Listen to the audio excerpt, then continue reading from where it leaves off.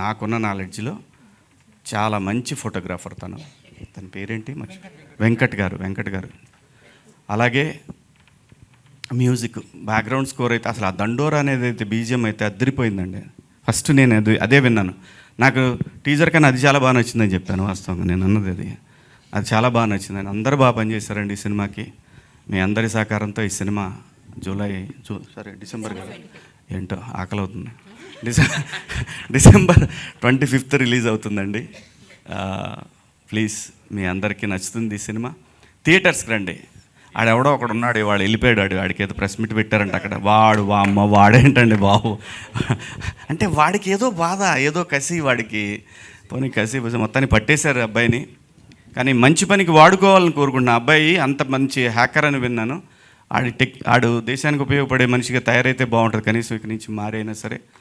Talent ఎవరి సొత్తు కాదండి, అతను ప్రూవ్ చేశాడు. చేసింది చాలా దుర్మార్గమైన పని అయినా సరే అతని టాలెంట్ గురించి వింటుంటే వాడు నిజంగా ఒక దేశానికి పనికొస్తాడు కదా ఈ మనిషి, ఎక్కడన్నా సెక్యూరిటీ సిస్టంలో వాడు యూజ్ చేసుకోవచ్చు కదా ఇతన్ని అని అనిపించింది నాకు.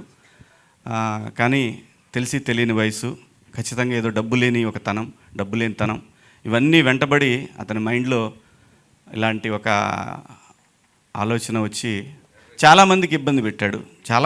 తనకు తెలియదు, చాలామందికి ఉపయోగపడుతున్నా అనుకున్నాడు. కానీ బట్ మనకంటూ ఒక రాజ్యాంగం, దానికి లోబడి అందరం బతకాలి కాబట్టి దాన్ని వదిలేశాడు. కానీ ఇక నుంచైనా అతను మారాలని కోరుకుంటున్నాను. సినిమా థియేటర్లో ఉన్న ఎక్స్పీరియన్స్ దేంట్లోనూ ఉండదండి. మనం మొబైల్లో చూసినా డబ్బులు కట్టాలంటే ఎంత అండి. వాడు మనం కొనుక్కునే ఇదే థియేటర్లో కొనుక్కునే చిప్స్ ప్యాకెట్ 100 రూపాయలు పెడతాడు వాడు. దాంట్లో 15-20 ఉంటాయి అన్నీ కలిపి చిప్స్. సో సినిమా ప్రపంచంలో అన్నిటికన్నా చీప్ అండి. అంటే కొంతమంది మాట్లాడాలని మాట్లాడుతూ ఉంటారు కానీ ప్రపంచంలో అన్నిటికన్నా చీప్ వస్తువు ఏదైనా ఉందంటే 3 గంటల సేపు దాన్ని, ఒకవేళ ఆ సినిమా బాగుంటే జీవితాంతం గుర్తుంచుకునే ఒక ఎంటర్టైన్మెంట్ అండి. అది లైఫ్ లాంగ్ గుర్తుంటుంది ఆ సినిమా. ఒక మిస్సమ్మ సినిమా ఉంది ఎన్టీ రామారావు గారు, అది ఎప్పటికీ గుర్తుంది. పాతాళ భైరవి ఎప్పటికీ గుర్తుంటుంది. చచ్చిపోయేటప్పుడు కూడా పిల్లలకి మనవాళ్ళకి వాళ్ళకి చెప్తాం మనం, అరే భలే సినిమా, అలాంటి సినిమా ఉంది, బాహుబలి. సినిమా అనేది పెట్టేది 200 రూపాయలు కావచ్చు కానీ అది జీవితంలో మార్పులు తీసుకొస్తుంది, జీవితాంతం గుర్తుంచుకునేలా చేస్తుంది.